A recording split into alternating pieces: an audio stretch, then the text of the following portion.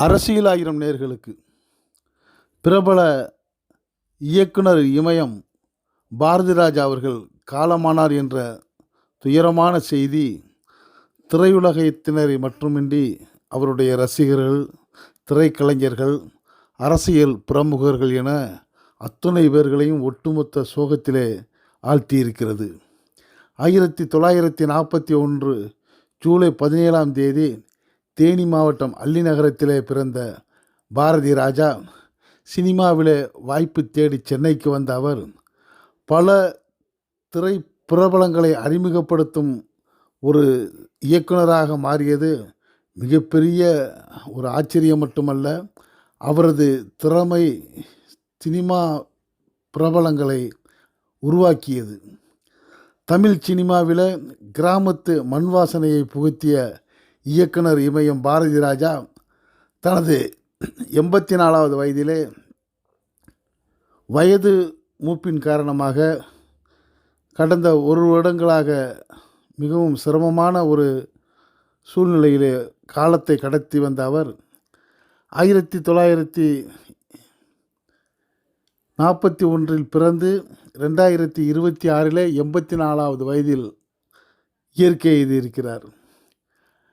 கடந்த 2024 மார்ச் மாதம் தன் மகன் மனோஜை இழந்த பாரதி ராஜா அன்று முதலே மிகவும் சோகத்திற்கு தள்ளப்பட்டவராக, சோர்ந்த மனநிலை உடையவராக இருந்தார். கடந்த சில மாதங்களாகவே வயது முதிர்வு மற்றும் உடல்நலக்குறைவு காரணமாக பாதிக்கப்பட்டு பல சிகிச்சைகள் எடுத்து வந்த சூழ்நிலையில் இன்று 10/6/2026 அதிகாலை அவருடைய உடல்நிலை சற்று பாதிக்கப்பட்டு மருத்துவர்கள் அவரது நீலாங்கரை இல்லத்திற்கே வந்து சிகிச்சை அளித்து கொண்டிருந்த நிலையிலே சிகிச்சை பலனின்றி அவர் உயிரிழந்தார். 16 வயதினிலே சிகப்பு ரோஜாக்கள், அலைகள் ஓய்வதில்லை, மண் வாசனை, வேதம் புதிது, முதல் மரியாதை, பசும்பொன், கருத்தம்மா, பொம்மலாட்டம், கிழக்கு சீமையிலே போன்ற மிக வெற்றி பெற்றக்கூடிய பல படங்களை இயக்கியவர். 6 தேசிய விருதுகள் பெற்ற பாரதி ராஜா இன்று நீலா துயரிலே நீலாங்கரை இல்லத்திலே விடைபெற்றிருக்கிறார். நீலாங்கரையிலே உள்ள அவரது இல்லத்திற்கு மாண்புமிகு தமிழகத்துடைய முதலமைச்சர் சி ஜோசப் விஜய் அவர்கள் முதல் நபராக வந்து தன்னுடைய ஆழ்ந்த இரங்கலையும் அஞ்சலியையும் செலுத்தியிருக்கிறார். அது மட்டுமில்லாது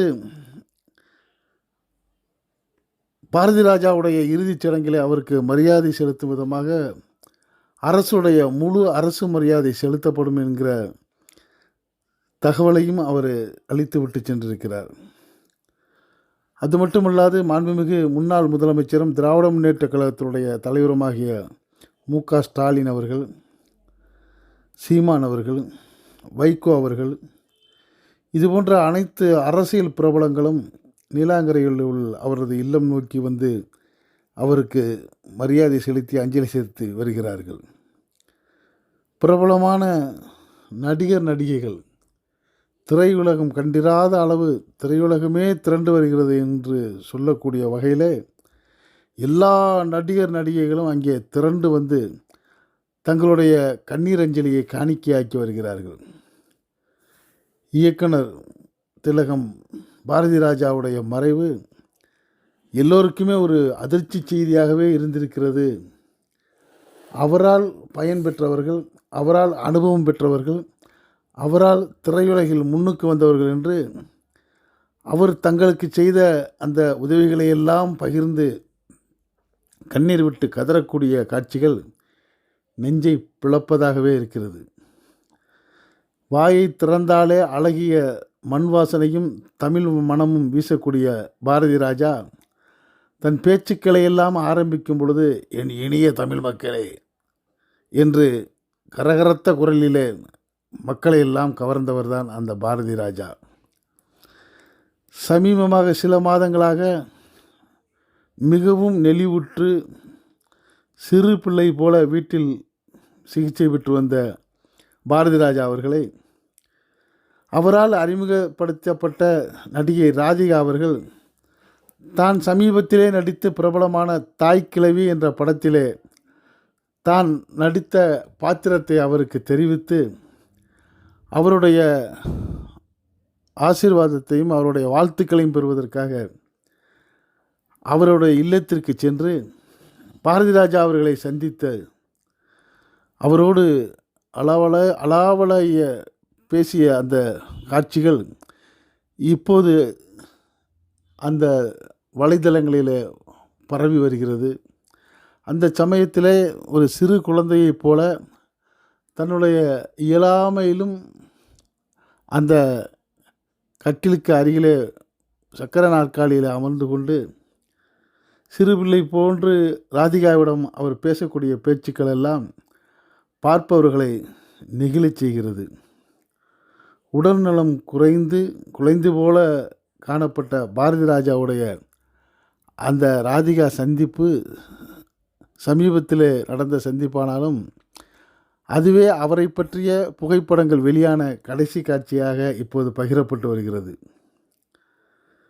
எல்லா துறைகளிலும் எல்லா கலைஞர்களுடனும் மிகவும் அன்புடனும் அதே சமயம் திரைத்துறையிலே மிகவும் கண்டிப்பாகவும் சிறப்பாகவும் இயக்கி வந்த பாரதி ராஜாவுடைய மறைவு திரையுலக பிரபலங்களை மட்டுமல்லாது திரையுலக கலைஞர்கள், நடிகர்கள், நடிகைகள், பாடகர்கள், இயக்குநர்கள், இசைத்துறையைச் சேர்ந்தவர்கள் என்று அத்தனை துறை கலைஞர்களையும்